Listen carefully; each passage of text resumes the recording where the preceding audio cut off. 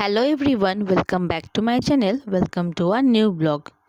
আজকে চলে এসেছি তোমাদের কাছে আর একটা নতুন ব্লগ নিয়ে। আজকে আমরা যাচ্ছি একটা বার্থডে পার্টিতে। তো কার বার্থডে পার্টি সেটা দেখতে হলে পুরো ব্লগটা দেখতে হবে। আমাদের বেরোতে বেরোতে একটু বেলা হয়ে গেছিল, বাচ্চা নিয়ে বেরোতে একটু চাপেরই হয়েছে সব কিছু গুছিয়ে নিয়ে তারপর বেরোনো। তো আজকে যার বার্থডে পার্টিতে এসেছি তাদের বাড়ি আমরা চলে এসেছি। এখানে খুব সুন্দরভাবে ডেকোরেশন করা হয়েছে। তো আমরা দুপুরবেলা পৌঁছে গেছি আর বার্থডে গার্লের কোলে আমার ছেলে বসে আছে। আর এখানে দুপুরবেলা খাওয়া দাওয়া শুরু হয়ে গেছে, যেহেতু আমাদের পৌঁছাতে একটু লেট হয়ে গেছিলো। তো খাওয়া দাওয়া অনেকটাই শেষের পথে, আমরাই লাস্ট ব্যাচ বসবো। আজকে আমরা এসেছি স্নেহাশিসের ছোট জেঠিমার বাড়িতে। তো তারই বার্থডে ছিল, ৮০ বছর পূরণ করে ৮১তে পড়বে জেঠিমা, তাই একটা ছোট করে একটা সেলিব্রেশন করা হয়েছে। ছোটদা ছোট বৌদি মিলে ঘরটা খুব সুন্দর করে সাজিয়েছে।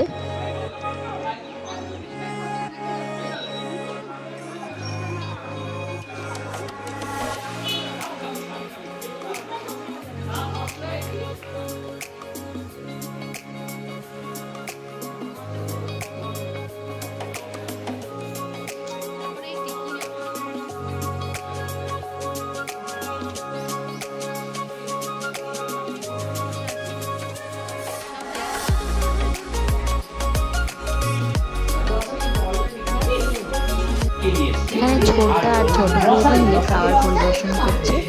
আমার শ্বশুর, বড় বৌদি, মঞ্জুদি সবাই মিলে এখানে খাওয়া দাওয়া চলছে।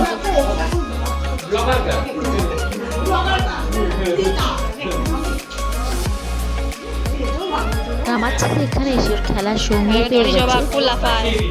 ও চশমা ধরে টানাটানি শুরু করে দিয়েছে। কেউ চশমা পরলে সেটা খোলার জন্য পাগল হয়ে যায়। দেখি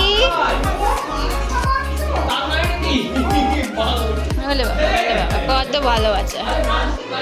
আর এখানে দুপুরবেলা মেনুতে ভাত, ডাল, ঠান্ডা ভাজা আর মাছের মাথা দিয়ে বাঁধাকপির তরকারি, এটা ছিল সেরা। তারপরে ছিল পাবদা মাছের সর্ষে দিয়ে। যতগুলো রান্না হয়েছে দারুণ রান্না ছিল, প্রত্যেকটা রান্নাই খুবই সুন্দর।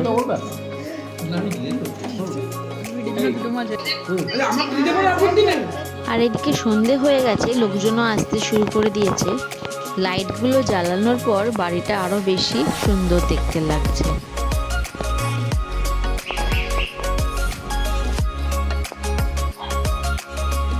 আর এখানে ছেলে আর বাবাদের মিলে চলছে গল্প আড্ডা। আমার ছেলের এসে গেছে ঘুম, কিন্তু এত লোকের মাঝে তার আর ঘুম হয় না, সে সবার কোলে কোলে ঘুরতেই ব্যস্ত।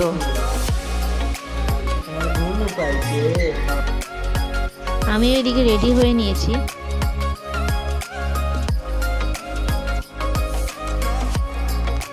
সবাই এসে গেছে, এবার বাড়িটা জমজমাট হয়ে উঠেছে। তো চলো দেখতে থাকো বার্থডে সেলিব্রেশন।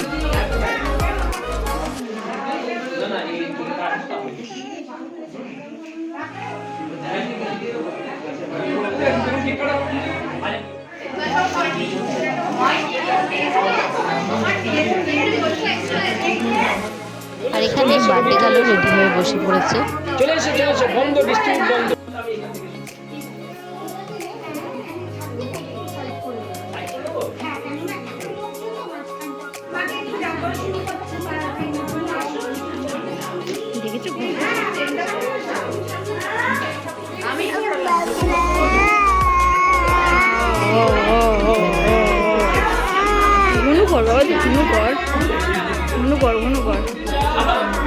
জায়গাটা বড় বড়, তাহলে সবাই দেখতে পাবে।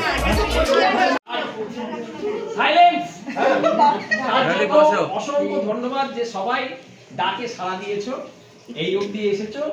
আজকে যে প্রোগ্রাম তার কিছুটা হয়তো সবাইকে কিছুটা জানাতে পেরেছি। কেউ হয়তো সবাই ভাবছে বার্থডে, অ্যাকচুয়ালি এটা বার্থডে কাম ৮০ বছর একটা ল্যান্ডমার্ক। ভারতবর্ষ বলে যে ৮০ বছর মানে সুপার সিনিয়র সিটিজেন। তার জন্য অনেক রকম ফেসিলিটি দেওয়া হয় সরকারের তরফ থেকে। ব্যাংকের লোক তোমার ব্যাংক ম্যানেজার তোমার বাড়িতে আসতে পারে, তুমি যদি ডিমান্ড করো যে তুমি খুশি নও ব্যাংকের সার্ভিসে, সেটা ৫০০ টাকাই হোক আর ৫ লাখ টাকাই হোক। তার সঙ্গে আরেকটা ব্যাপার আছে, যেমন ইলেকশনে ভোট নিতে আসে বাড়িতে, 80 বছর হচ্ছে ল্যান্ডমার্ক, তার সঙ্গে আরো কিছু জড়িয়ে আছে। আমি ভাবি যে নর্মালি মেয়েরা হাউস ওয়াইফ হয়, যদিও আমি এখন হাউস হাজবেন্ড, হ্যাঁ, তো আমি এটা অবজার্ভ করেছি, যখন আমরা চাকরি করি বা আমার বাবা হয়তো ছোট একটা বিজনেস করতেন, যেদিন ব্যবসা থেকে সে বেরিয়ে আসে, ছোট করে হলেও কেউ না কেউ ভালো কথা বলেছে তার সম্বন্ধে, হয়তো কটু পেছনে আছে, কারণ প্রত্যেক লোকে সব ভালো হতে পারে না, কিছু না কিছু খারাপ থাকবে, কিন্তু যে ভালো সেই দিন অ্যাটলিস্ট ভালো কথাটা বলে তাকে বিদায়। তো আমিও আমার চাকরিটা শেষ করেছি, সেখানে 2-4 জন ভালো কথা বলেছে, আমার ভালো লেগেছে।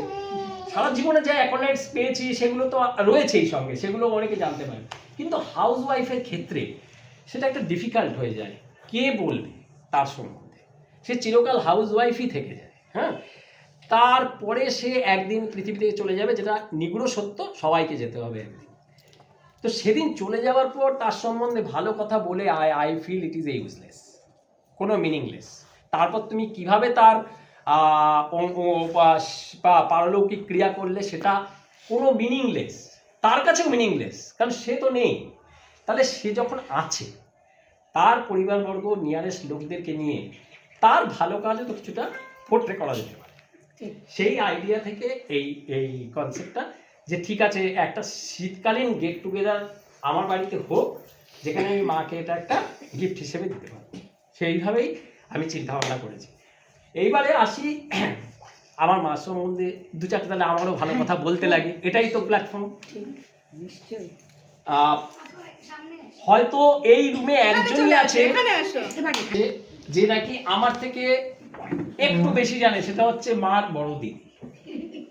সে তার জীবনের হয়তো 18-19 বছর তাকে খুব কাছ থেকে দেখেছে বা একসাথে বড় হয়েছি, তার হার্ডেলসটা দেখেছি। তখনও তো বুঝতাম না যে কোনোদিন এটা কাজে লাগতে পারে, অনেক কিছু কাজে লেগেছে, অনেক কিছু সাইলেন্স মেসেজ দেয়, যখন আমরা অনেক কিছু অ্যাকশন করি, রিয়াকশন করি, কিছু জিনিস আমাদের ভেতরে মস্তিষ্কে সেট হয়ে যায় যে এইভাবে দেখে, হ্যাঁ, সে হয়তো বলেনি যে এটা এইভাবে করিস, কিন্তু ওটা হয়তো আমার ভেতরে একটা এডুকেশন হয়ে গেছে, হয়তো যাদের সেই দিক থেকে আমি দেখেছি সে হচ্ছে একটু বড় বয়সে ক্লাস 12 নাগাদ আমি একটা বুঝতে পেরেছি যে আমার মা হলো একজন অন্তর্মুখী মহিলা, মানে সে তার দুঃখ কষ্ট বেদনা কিছু কাউকে জানাতে চায়, সে নিজে চেষ্টা করে ওটা অ্যাবজর্ব করতে, ওটা একটা কোনো ক্ষেত্রে ওটা একটা ভালো গুণ, হ্যাঁ। আবার আমি দেখেছি তাকে যদি টেনে নিয়ে যাওয়া হয়, সে উল্টো দিকে আমাকে পেছনে টানছে, মানে সে সামনে আসতে চাইছে না। তো তার ভেতরে কিছু হয়তো মানে বেদনা আছে, বা তার হয়তো একটা এক্সট্রা মানে ইনফিরিয়রিটি কমপ্লেক্স আছে, সে আসতে চাইতো না। আমি দেখতাম যে পরিবারে অনেক কিছু হলে মা মোটামুটি পিছনে থাকতো, কিন্তু আমি ভাবতাম কেন। ধরো সাপোজ বাড়িতে আমাদের বাড়িতে অনেক কিছু প্রোগ্রাম হতো যেগুলো নাকি অনেক বড়ভাবে সেলিব্রেট হতো, ঝুলন, জন্মাষ্টমী, অন্নকূট, মানে এই নো দ্যাট সোনারপুরের আমাদের বাড়ির যে এই ছিল, দেখেছি মা সবসময় রান্নাঘরে মোটামুটি ব্যাক সাপোর্টে দেবে, ফ্রন্টে আসবে না। তো তাতে আমি বুঝলাম তার ক্যারেক্টারের মধ্যে এইটা একটা গুণ, এটাকে কিভাবে তাই ভেবেছে। তো সেই সাইলেন্স আমাকে অনেক কিছু শিখিয়েছে মা। আর যদি বলি যে অন্তর্মুখী হলেও তার ভেতরেও কিন্তু অনেক চিন্তা ভাবনা ছিল যে ফ্যামিলিকে সাপোর্ট দিতে হবে, কিভাবে সাপোর্ট দিয়েছে। এই যে বলি যে কথায় বলে যে মায়েরা দশভুজা হয়, কিন্তু দশভুজাটা কি, কিভাবে সে দশভুজাটা ইয়ে করবে। আমি দেখেছি আমার মাকে দশভুজা, আমি তখন ক্লাস 3-তে পড়ি, সে কিন্তু অন্তর্মুখী মানে সে ইন্ট্রোভার্ট, লোকের সামনে আসতে চায়। আমার মনে আছে খুব সামান্য ব্যাপার বলছি, একটা বললে তাহলে একটা আইডিয়া পাওয়া যাবে। তো তখনকার দিনে পরীক্ষা হয়েছে, অ্যানুয়াল পরীক্ষা শেষ, পরীক্ষার সময় নিয়ম থাকতো পরীক্ষার হলে গিয়ে দিয়ে আসার পর বাড়িতে এসে আবার পুরো কোশ্চেন পেপারটা আবার করতে হতো, তারপরে করার পরে দেখা হতো ঠিক কত পাওয়া যাবে, নাম্বারটা কত পাওয়া যাবে। ঠিক আছে, তখন তো ক্যাজুয়াল। এবার যখন নাম্বার বেরোলো, দেখা গেল ও তার থেকে 30 মার্ক আমি কম পেয়েছি। সো যদিও আমি টিটিএমপি, টেনে ম্যাট্রিক পাস, কিন্তু ওই ক্লাস 3-তে আমার এখনো মনে আছে, দেখলাম মা খুব অ্যাগ্রেসিভ হয়ে গেল, হতেই পারে না, চ্যালেঞ্জ করে দিল হ্যাঁ স্কুলকে। অ্যান্ড সত্যি ওটা প্রুভ হলো ইট ইজ 85 নট 55। ঠিক আছে, তো আমি দেখলাম দরকার পড়লে সে দশভুজা হতে পারে, মানে যে যেটা সত্যি এটার পক্ষে সে দাঁড়াতে পারে। তো সেই জন্য আমি মনে করি যে মানে বিপদে পড়লে মা দশভুজা হতে পারে, দশভুজা হওয়া সম্ভব, সে পারে, সে ভেতরে রয়েছে। যখন এক্সট্রিম হয়ে যাবে সে রুখে দাঁড়াবে। আরেকটা জিনিস, গুরু পূর্ণিমার দিন অনেকে দেখবে আজকাল হোয়াটসঅ্যাপে মেসেজ পাঠায় যে এ আমার গুরু, কেউ গান শিখিয়েছে, কেউ টিচিং করেছে, কেউ কাউকে কাজ শিখিয়েছে। যদিও এই রুমে আমার দুজন গুরু আছে, একজন তো মা গুরু, কিন্তু আরেকজন গুরু আছে আমার দাদা, মাস্টার দাদা, সে আমাকে প্রফেশনাল ক্যারিয়ারে কিছু শিখিয়েছে, সেটার জন্য আজকে আমি এইবারে মা যে মানে এমন একটা বস্তু, যারা একমাত্র টিচার পৃথিবীর যে নাকি টিউশন ফি নেয়। আর মোস্ট অফ দ্য টিচার কিছু গুরু দক্ষিণা নেয়, কিন্তু মাদেরকে কেউ গুরু দক্ষিণা দেয় না। আমার মনে হয় মাকে কেউ গুরু পূর্ণিমার দিন বলে না যে মা তুমি আমার টিচার ছিল, কিন্তু মারাই কিন্তু এবিসিডি শেখায়, হ্যাঁ কি না? তার তো হিসেব মতো মাই সবচেয়ে প্রথম গুরু, হ্যাঁ। কিন্তু কজন রিয়ালাইজ করে সেটা? আমি ভেবে দেখেছি যে মার মতো গুরু আর হয়। আজকে মার 80, আমি মাকে বলছি লাস্ট 1 বছর মার সঙ্গে আমি খুব ক্লোজলি এই বাড়িতে থেকেছি, মোস্ট অফ দ্য টাইম এই বাড়িতেই থাকি। নিদান পক্ষে আমার বাড়ির বাইরে যাওয়ার দরকার পড়লেও আমি চেষ্টা করেছি কিভাবে ওটাকে ডিসকার্ড করা যায়, আমি যাইনি। কারণ কি, হয়তো জীবনের একটা লম্বা পিরিয়ড আমি মার সঙ্গে থাকতেই পারি। তো আমি দেখেছি মায়েদের মতো বড় চৌকিদার আর কি, সেটা অর্থই হোক, তোমার ফিজিক্যাল সেফটি হোক, তুমি কিভাবে নেবে, কিন্তু তার মতো বড় চৌকিদার হয় না। এক্সাম্পল হচ্ছে আমার অ্যাওয়ারনেসের চেয়ে মার অ্যাওয়ারনেস অনেক বেশি এখনো। এই 80 আর আমি নিয়ারলি 60। কে এলো, কে দরজাটা খুললো, এই দেখ কে এসছে, এই যে আমি দেখেছি, আমার হয়তো এই আওয়াজটা কানেই লাগলো না, কিন্তু মার ঠিক লেগেছে। তো এগুলো হচ্ছে খুব সামান্য জিনিস, কিন্তু তুমি এই দিয়ে কানেক্ট করতে পারো যে মায়েদের মতো বড় চৌকিদার আর রিয়েলি কেউ হয় না। তুমি তার সঙ্গে সঙ্গে তুমি যদি দেখো, একমাত্র মারাই হলো, দেখবে তারা মানুষ হিসেবে তাদের কিছু আবদার থাকতে পারে, থাকে, কিন্তু বাচ্চারা সবসময় মায়েদের কাছে বা বাবার কাছে বা বড়দের কাছেই আবদার করে, আর সেই আবদারটা সবাই রাখবার চেষ্টা করে তাদের সাধ্য মতো। অনেক সময় না হলে হয়তো অ্যাডামেন্ট হয়ে যায় বাচ্চারা, কিন্তু তারপরেও মানে চেষ্টা করে তাকে মানানো। কিন্তু দেখা যায় যে তারা আবদার মেটায়, কিন্তু তাদের আবদার তারা কখনো ছুপিয়েই রাখে। তার ছোট্ট এক্সাম্পল আমি বলছি, খুব সামান্য এক্সাম্পল, আমার নিজের খুব খারাপ লাগে, খুব সাধারণ, আমার মাও জানে। মা এসে বলবে, এই আমার না ঠাকুরের প্রদীপের তেলটা শেষ হয়ে গেছে, একটু দিবি? আরে ওয়াই? আমি আমার ঠাকুমাকে দেখেছি, সুভাষ আমার 2 টাকার সন্দেশ এনে দিবি, মানে আরে আমি দৌড়ে গিয়ে নিয়ে আসবো, আমাকে কেন অনুরোধ করছে? তার থেকে বোঝা যায় যে তারা আবদারটাও যখন বলে, মানে এমন ভাবে বলে যেন হয়তো ডিচ হয়ে যেতে পারি, হয়তো আমাকে রাখবে না কথাটা হতে পারে। তার মানে দেখি আবদারটাও তারা লুকিয়ে রাখে, হ্যাঁ কি না?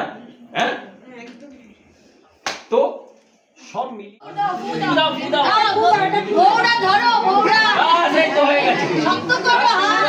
Happy birthday to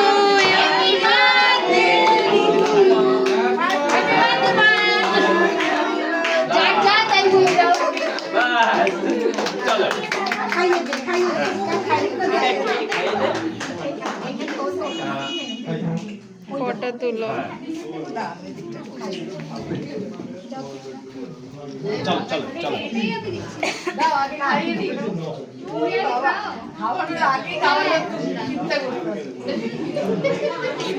cake cutting complete হয়ে যাওয়ার পর সবাই একটু একটু করে ফটো তুলে নিল, তারপর বসে গেছে রাতের খাওয়া দাওয়া।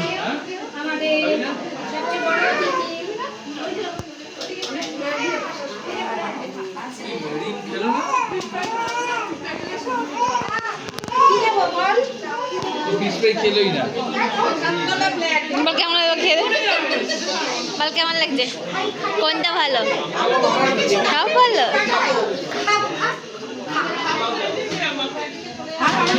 আর এখানে আমার ছেলে পেয়েছে একটা দিদিকে। আমি যখন 5 মান্থে প্রেগনেন্ট ছিলাম তখন ওর বয়স ছিল 2 মাস। তখন ওকে দেখেছিলাম, ও ছোটদাদের বাড়ির পাশেই থাকে। আজ দেখুন কতটা বড় হয়ে গেছে। ও আবার ভাইকে পেয়ে ওর সাথে খেলা চলছে। তো আমাদের বার্থডে পার্টি মোটামুটি কমপ্লিট। তো আমরা সেদিন রাতে আর ফিরতে পারিনি। পরের দিন সকালবেলা বাড়ি ফিরেছি, ওখান থেকে মেট্রো ধরে টানা চলে এসেছিলাম স্প্ল্যানেডে। স্প্ল্যানেড থেকে মেট্রো ধরবো, এটা আমার ফার্স্ট হাওড়া মেট্রোতে যাওয়া, তাই একটু ভিডিও করে রাখলাম। তো আজকের মতো ভিডিওটা এইটুকুই। দেখা হবে আর একটা নতুন ভিডিওতে।